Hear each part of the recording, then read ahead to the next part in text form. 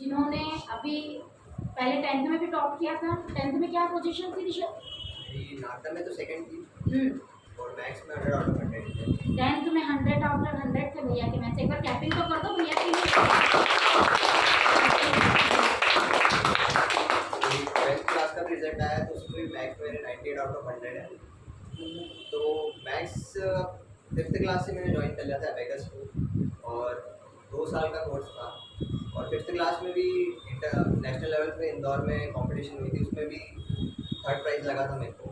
National भी champion थे भैया उस टाइम पे। कंपटीशन में भी हम लोग भी गए थे ना। तो एबेकस से आप लोग अभी पढ़ रहे हो तो आपको समझ में आया होगा कि मैथ्स में अभी तो आप यार आपकी एज बहुत छोटी है तो अभी आपको इतना समझ में नहीं आएगा कि इसके बेनिफिट्स क्या हैं। लेकिन धीरे धीरे जब आप बड़ी क्लासेस में जाओगे तो आपको समझ में आएगा कि आपकी कैलकुलेशन कितनी फास्ट हो सकती है, आप दूसरों के कंपेरिजन में कितना तेज हो रहे हो। क्योंकि ये मैं मेरे पर्सनल एक्सपीरियंस बोल रहा हूँ। मैं भी फिफ्थ क्लास में जब था तब इतना मैथ्स मेरा अच्छा था नहीं, लेकिन जैसे मैं अमेरिका में आया तो कैलकुलेशन फास्ट होने लग गए। स्कूल में टीचर भी सोचते थे कि इतनी तेज कैलकुलेशन कैसे कर लेता है। फिर जब मैं नेशनल लेवल पे जीता तो स्कूल वालों ने भी नेशनल वहाँ पे स्कूल में असेंबली में क्वेश्चंस वगैरह करे थे, तब भी बहुत बेनिफिट्स मिले। तो एबेकस से आप जो भी सीख रहे हो वो आपको आने वाले समय में बहुत काम देगा। मैं अभी 12th पास हो गया हूँ और मेरे को 12th में भी आज भी हेल्प मिलती है एबेकस से। वो बात अलग है कि वो टाइम के साथ अगर आप प्रैक्टिस नहीं करते हो तो चीज़ें डाउन हो जाती है, लेकिन अगर आप प्रैक्टिस रखो तो ये आपको आने वाले समय में बहुत बेनिफिट देगा। और बाकी अभी यहाँ पे बहुत अच्छा पढ़ने में।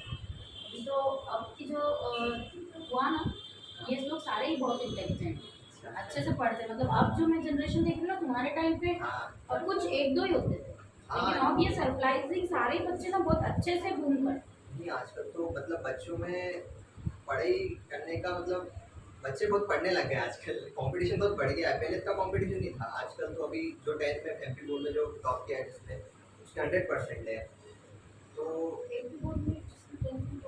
उसके 100% है। सोच लो आप लोग कितना कंपटीशन। तो कंपटीशन तो बहुत बढ़ गया है, लेकिन कंपटीशन में अगर आपको आगे बढ़ना है तो आपको भी मेहनत तो करनी पड़ेगी। और इस उम्र में अगर आप मेहनत करने लगते हो तो वो आगे जाके आपको बहुत बेनिफिट करती है।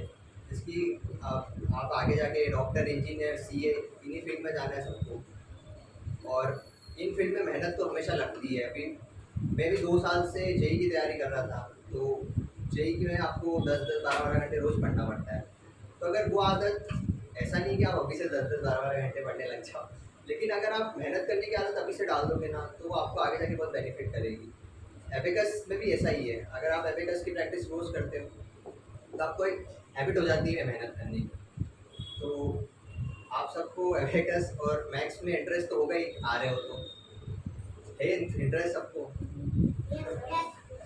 हाँ तो कंटिन्यू रखना और प्रैक्टिस करते रहना। अगर आपका ग्रेजुएशन भी हो जाए, अभी आप अभी तो सब मतलब नॉर्मल भी होंगे ना, अभी 8 तक तो कोई भी नहीं है। तो आपका जब भी पहले ग्रेजुएशन होता है फिर पोस्ट ग्रेजुएशन होता है, उसके होने के बाद आपको इसको प्रैक्टिस में रखना चाहिए। नहीं तो फिर टाइम के साथ ये धीरे धीरे चल भी जाता है। जितनी जल्दी आता है फिर आप प्रैक्टिस नहीं करोगे तो वो पावर चल जाती है। इसलिए